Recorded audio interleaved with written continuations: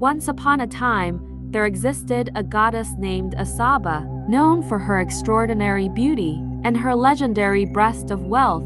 It was said that those who drank from her breast would be bestowed with riches beyond measure, but with a dire consequence: they would only live for a decade thereafter. That means they will live for just 10 years. Word of Asaba's divine gift spread far and wide, reaching the ears of two ambitious men from a distant town. Driven by greed and blinded by the promise of wealth, they embarked on a perilous journey to find the goddess and partake of her bounty. After a treacherous quest, the two men finally stood before Goddess.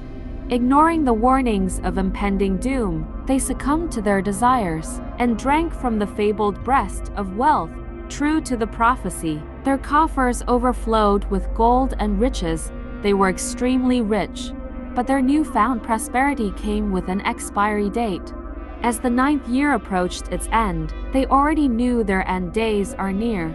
Desperate to prolong their lives, one of the men beseeched Asaba for mercy, pleading for an extension of his allotted time. But the goddess, bound by the laws of fate, could offer no reprieve. Crushed by despair, the man's journey back home was cut short by a fatal accident, his dreams of eternal wealth shattered in an instant. Meanwhile, the second man sought solace in the arms of forgiveness, seeking redemption within the hallowed halls of a church. With tears streaming down his face, he confessed his sins, hoping for absolution to cleanse his tormented soul. Racked with guilt, he collapsed to the ground, his life extinguished by the weight of his transgressions. At last, he breathed his final breath, his soul departing from this world in a whisper of regret. And so, the tale of Asaba's breast of wealth echoed through the annals of time.